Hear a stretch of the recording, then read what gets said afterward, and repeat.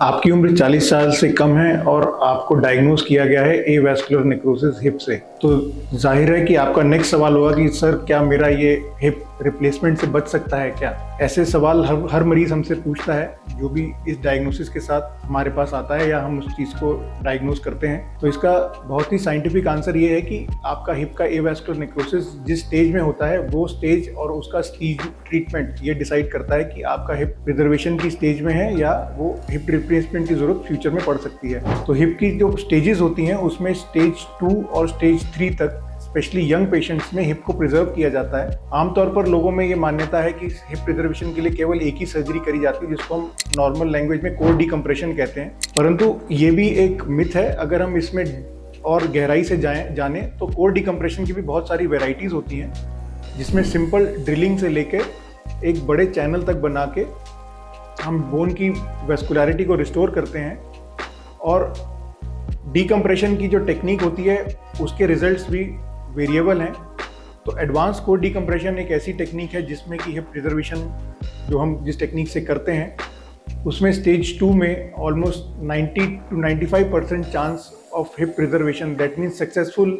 Hip preservation surgery जिसमें कि replacement की जरूरत नहीं पड़ेगी, वो उसका सक्सेस रेशियो है। स्टेज 3 में आने का मतलब है कि हिप जो एक बॉल के समान होता है वो किसी जगह पे फ्लैट हो जाता है। तो जो पेशेंट 40 साल से कम है और यंग है, एक्टिव है, और वो फ्लैटनिंग अभी बहुत एडवांस स्टेज में नहीं गई है, तो उसमें भी कुछ सर्जिकल प्रोसीजर होते हैं जो कि कोर डिकम्प्रेशन से नेक्स्ट स्टेज में आते हैं, जिसमें कि हम कहते हैं हिप में ऑस्टियोटमी।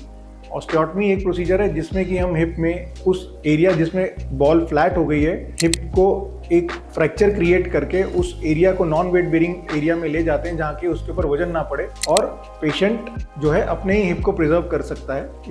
इसके बावजूद अगर एरिया बड़ा है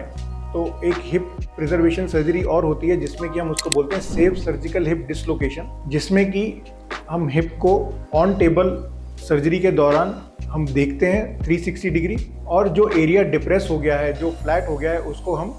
वापस से बॉल की शेप में लेके आते हैं, स्फेरिकल बनाते हैं, और साथ में ऑस्टियोटमी प्रोसीजर भी ऐड करते हैं और bone grafting and core decompression भी ऐड करते हैं। तो ये एक बहुत मेजर ऑपरेशन है पेशेंट के लिए, और सर्जन जो इस ऑपरेशन को करते हैं वो भी स्पेसिफिकली ट्रेंड होते हैं सर्जरी को करने के लिए, जो कि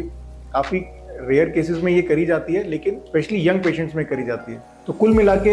ये हम आपको कहना चाहते हैं कि कोर डिकम्प्रेशन सिर्फ एक ही सर्जरी नहीं है जो कि हिप प्रिजर्वेशन के लिए करी जाती है एवास्कुलर नेक्रोसिस में या एवीएन में। उसके बियॉन्ड भी सर्जरीज हैं। आप किस स्टेज में डायग्नोस हुए हैं और आपके